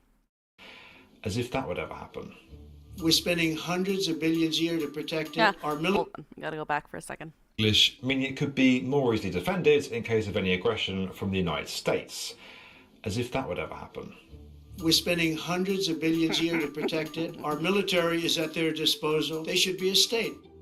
To cement their newfound federal status, I love that little, like, slide in of, like, remember how this guy is saying really scary shit? Canada needed somewhere to house their parliaments. They decided to put it here, on a hill overlooking the Ottawa River. It would consist of 3 No, it separate really isn't, buildings or Morgan. blocks arranged around a large lawn with the biggest in the middle. This centre block was to be the home of the House of Commons and the Senate chambers, along with offices for MPs, ceremonial spaces and a library. Construction began in 1859 and was finished 17 years later, but it was to have a relatively short life. In 1916, the building burnt down in a huge fire, the true cause of which remains a... Half the population lives here only in the summer. Okay. Yeah, I can see that. Yeah, 1916, the whole thing burnt down. mystery. Only the Library of Parliament survived. A new centre block was quickly commissioned. Finished in 1927, this one lasted a lot longer. In fact, it's still standing today. So when when Pierre Poilievre was talking about all the different kinds of wood that he sees in the House of Commons, where? Like the original, it was built in the Gothic Revival style, with gargoyles, grotesques and friezes adorning the exterior. He does. But it wasn't just a simple replica. The Peace Tower was built to commemorate those who died in the First World War, and was 70% taller than its predecessor. With 53 bells inside, it's just a few metres shorter than London's Big Ben. Don't try and beat us at parliamentary buildings, guys. Stick to the hockey. How many of you have been to the Parliament buildings in Ottawa? Just out of genuine curiosity. And yet, while the building might have remained intact, over the last century it has deteriorated pretty heavily. When surveyors inspected it, they found eroded concrete supports, water infiltration in several areas, and some of the structural steel beginning to rust and break down. It's also now seen as vulnerable to threats that must not have been seen as a big problem back in the 20s. The structure has no earthquake protection, and before you ask, yes, Canada does get some earthquakes. They're usually small, but there have been a few over magnitude 7 in the... Used to live in Ottawa. Yeah, that's fair. If you're in Ottawa in a school, you're probably going to have a trip there. My dad worked on the Hill, so I have been all over the Parliament buildings. And yes, there was, Morgan. That's actually, yep. So yeah, looking at like when he showed the picture of the hallway there, like this, like that looks so familiar to me because I spent a lot of time there. Hashtag no life lesson? What do you mean? Usually small, but there have been a few over magnitude 7 in the past. Another one of those, anywhere near Ottawa, could be catastrophic for a building like this, made from more than 24 types of stone. Then there's the fact that it lacks the sort of ultra-high security you'd expect from a site of this importance. And despite attracting more than 3 million visitors to Parliament Hill every year, there isn't a great deal for them to do or see. Does that count for points?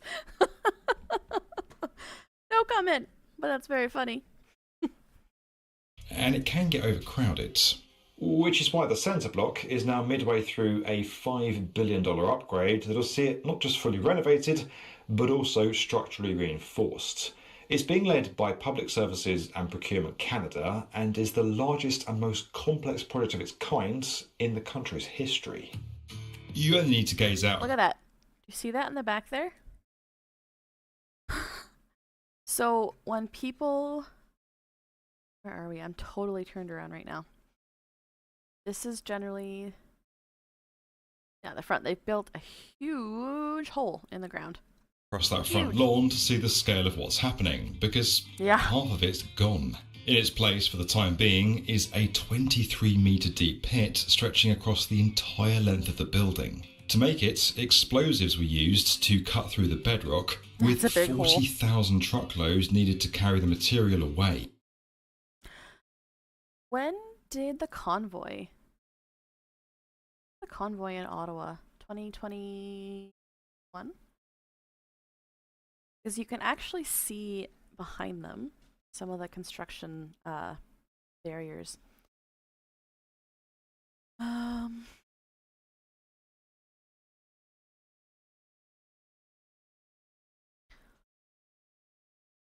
Yeah, you can see it here.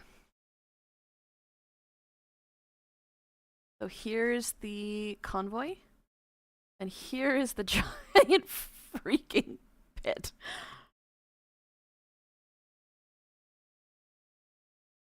Yeah, it's gonna be ugly, Morgan. Yep, a lot of them that's correct. Freedom Crowd didn't know this construction was going on and thought the government hastily built it in response to then. Yeah, that was a conspiracy, but the wood is beautiful. Yeah, all the wood in the building.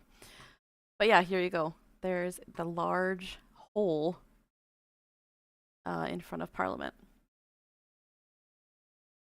I don't know if you can see it as well here. No, this is on the other side. Anyway. Your mom fell hard for it? Oh, I'm so sorry, Lucky. Blasting began in 2020 and didn't complete until 2023. So what on earth is all that for? Well, it's to create room for a massive underground welcome centre.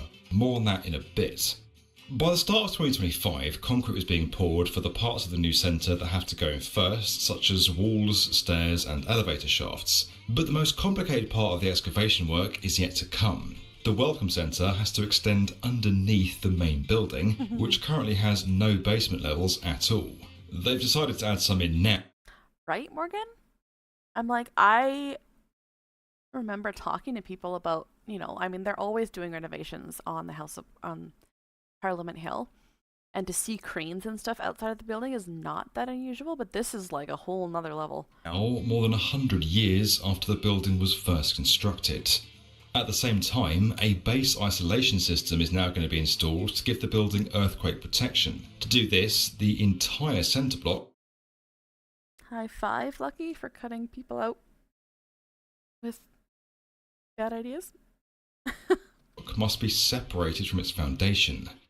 Now, understandably, that ain't simple. Did you hear that? The entire center block has to be separated. So the center block is... Has to be separated from its foundations. Before any major excavation is done, oh, there are so many secret rooms and secret things all over the Parliament building. It's nuts. the centre block has to be fully supported. What they're doing is placing it all on temporary posts before the building is then put on top of a new structural grid of steel and reinforced concrete. Around 800 piles are being driven into the ground, grouped together with steel bracing to create columns. Workers will then excavate downwards in between these columns, and after that the basement levels will begin to rise from the bottom up. Then it's time for those base isolators, more than 500 of them. This whole thing, like, I watched this video this morning and I'm like, this is wild. Oh, it's gonna make the Parliament buildings more pretty. He doesn't care. This is where he grew up. They're going to sit in between the bottom of the building and the new foundation. Their job is effectively to separate the building from the planet it sits on. They act as giant shock absorbers in an earthquake. Although base isolators are not new, we've seen them fitted under nuclear fusion reactors and huge telescopes, this is the first time they've been installed in this way. It's an enormous engineering feat.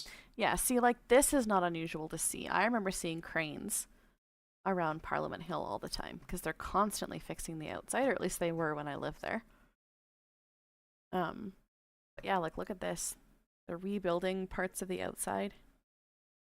But far from the only big challenge that workers on this site are having to face. Specialists were called in to secure the 4 pinnacles around the top of the Peace Tower while they awaited repair. They did this by running large straps from the base of the flagpole and wrapping them around each pinnacle to hold them steady, and that meant abseiling across the clock faces. It's important because we know what can happen when a damaged clock tower pinnacle isn't fixed. Don't worry, we're not going to show you the rest because it's horrible, and this only happens in small English villages. Back to Ottawa, and yeah, it does sound super dangerous. Like, all of these workers are going to be underneath the Parliament buildings that have been there since the early 1900s, and just, you know, being underneath piles of rock. While those brave fellas were hanging out at the top of the tower, they also fitted monitors used to measure vibration during construction. Around 500 of these have been placed right across the site, because a rehabilitation project that ends up doing more damage than it fixes wouldn't be great. Meanwhile, further below, another team is having to restore the stones that make up the exterior. I'm encouraging the people who threaten it. Yeah, I think we can, what am I trying to say? We can extend empathy to you, ATR, without necessarily extending it further than that. It does suck to cut a parent out. It's hard. I've done All it. 365,000 restored wouldn't be great. Meanwhile, further below, another team is having to restore the stones that make up the exterior. They have to restore 365,000 stones that make up the exterior of the Parliament buildings. All 365,000 of them. If you thought cleaning your patio was time consuming, then this is a whole other level. But thankfully, they have more than just a pressure washer at their disposal. Lasers. Yes, really. This team is armed with tools that use focused high-energy light to vaporise surface deposits, clearing away dirt while leaving the stonework unscathed. Yeah, Lucky, you're absolutely correct. If a disaster hit Ottawa, a lot of the buildings would survive, but not the Parliament. They have been crumbling for a long time. I know, lasers, how cool is that? Inside Centre Block, the building's been stripped right back to its structural elements, and efforts so beautiful and magnificent to restore and preserve over 20,000 heritage assets are underway. 50 rooms are being refurbished, some containing... Here is the current... House of Commons. This would have been a little while ago, but... unique and irreplaceable works of art, and around 250 stained glass... Look at all that wood. glass windows are also getting a much-needed touch-up. Then there's the decorative arts team, who've been making their way across the building from east to west. They're examining the hundreds of sculptures that can be found almost everywhere you look, repairing any that have been harmed by years of erosion and weathering. So So there's an incredible amount of work going on here, from heavy drilling and reinforcement down to the most detailed artistry.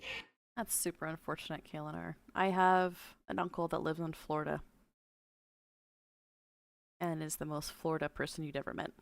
But you might be wondering where the people who are normally here have got to. The MPs, senators and other high-ranking individuals who are more likely to wear suits than construction high-vis vests. Well, they've had to move out for now. While all this is going on, the House of Commons has relocated to the West Block and the Senate is Pim. working out of, well, the Senate of Canada building, which kind of makes sense. And there's a while to go until they can come back. This project is set to complete in 2031 and the Centre Block won't fully reopen for another year after that. They're currently using the West Block for QP and stuff, I believe. When Mark Carney and his colleagues are finally let back in, they and the public will be able to admire the stunning new Welcome Centre in all its glory. Visitors and parliamentarians will enter under a new raised pathway outside the main building. After passing through a secure screening area, they'll come to the main hall with the foundation of the Peace Tower forming part of the main design. That is super cool.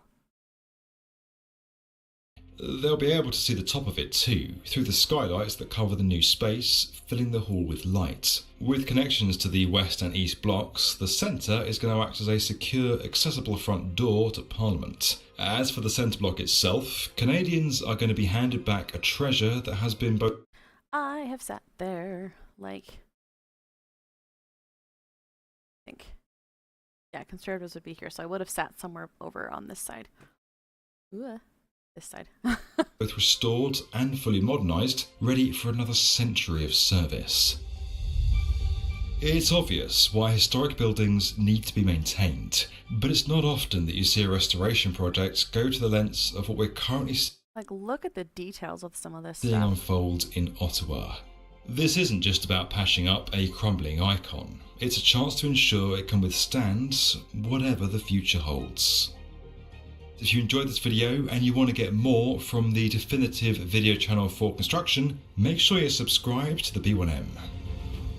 So he does videos on a bunch of different architectural projects. Come on, mouse. There we go. Like Singapore, Canada's Guide on How Not to Build a Railway.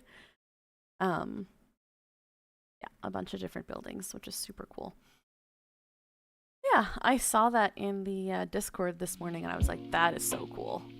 We definitely need to take a look at that. Yep, back to Lucky.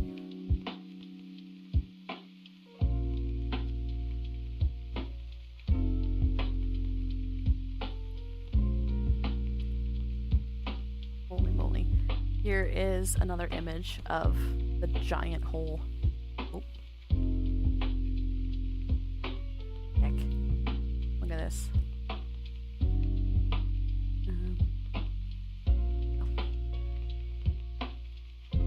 Like, just to give you, hey, Potato Mage, you made it. Welcome in. This is the giant hole. Just to give you the scale. So this whole area is going to be turned into that sort of underground entry area, and then they'll have like a bridge over top here. 2031? Is that right? 2018. That's not the right one. 2023.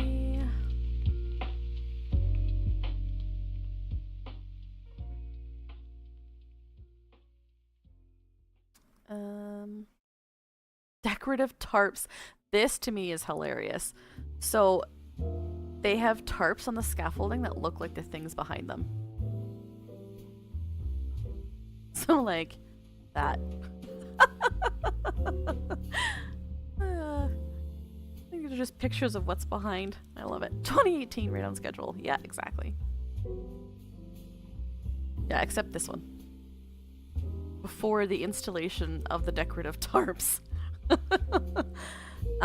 Yeah, the Library of Parliament. Look at a beautiful here. If you want to talk about a room that has lots of beautiful wood, this is a beautiful space. The Library of Parliament. Very cool Gothic architecture. Yeah, isn't that beautiful?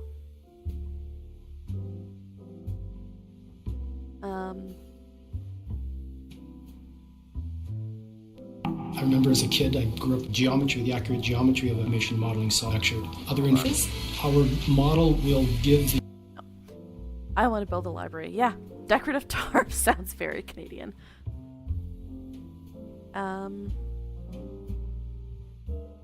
Yeah, it doesn't say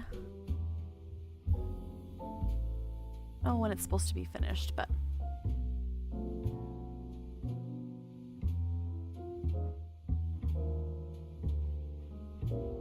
there are some.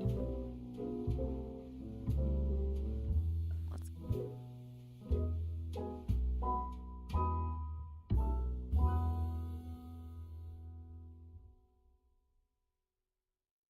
go. Yeah, it was all hastily done in 2022.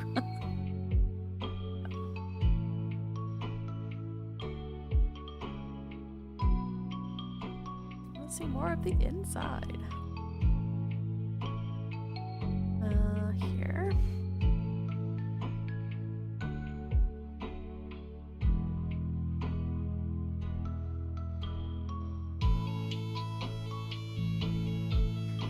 Another section of it.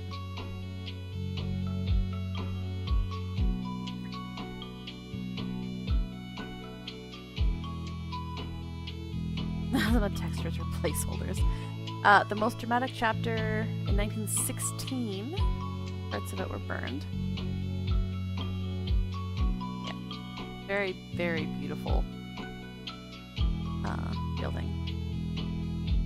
And interior. Assassin's Creed Maple Leaf. Can you imagine? That would be awesome. Why are these images so small? That doesn't help. But there you guys go. There's some info on stuff that's happening on Parliament Hill. I thought it'd be cool to end with a positive story and then some news that maybe not all of us know. But yeah, I remember Moose, you made it, friend. Hello. Starring PP, take down the ultra-corrupt liberals and their murderous plot to tax all the carbon out of the world. That was neat. Yeah, I thought so. I watched that video this morning and I was fascinated by the whole thing. I was trying really hard not to do the neurodivergent thing and just like fall into a rabbit hole of all of the things. There is secret rooms. I'm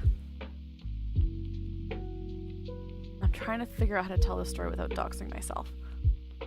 But I was in the PMO, Prime Minister's office, and there are giant paintings that are doors.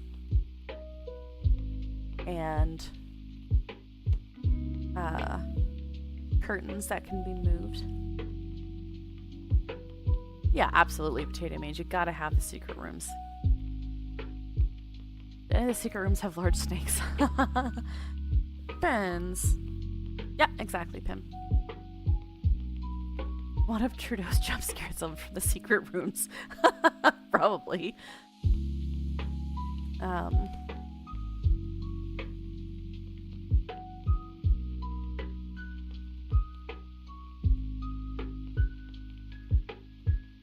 Hold on, just... Oh, the 8 Parliament.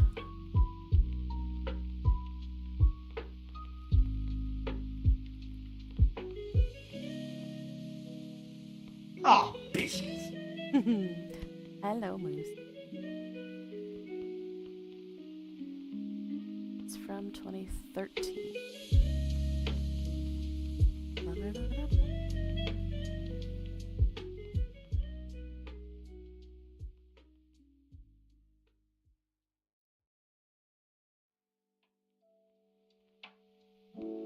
virtual tour. Thank you.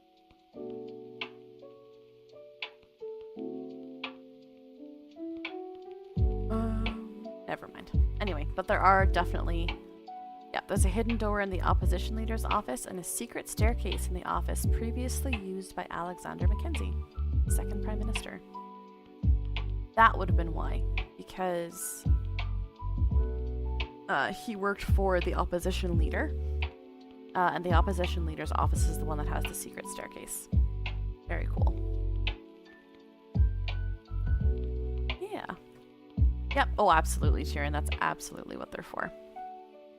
But yeah, there's your little bit of Canadian, I don't want to say history because it's current, but Canadian architectural news. Maylor, yeah, I've got some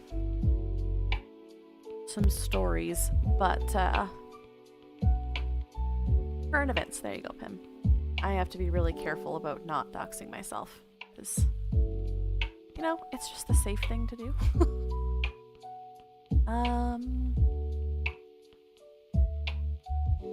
Let me see here. I've told us they have to build all new ones. Yeah, exactly. Definitely can't find that information on Google. Possible ATR if you were in... Yeah, they have a nice big hole to put it in. And some explosives to blow it up. Words. What was I gonna say? Oh, if you were in Ottawa, around and during the Harper era, and around lots of politician stuff, it's possible we would have crossed paths.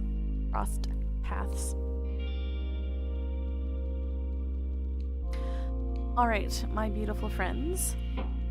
We can... Let's do a raid to one of our friends, because I haven't done this in a while.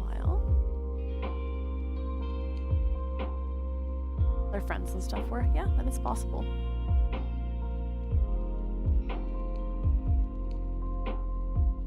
Let's raid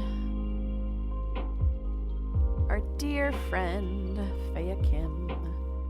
I hope you all have a wonderful rest of your evening. Thank you very much for joining me.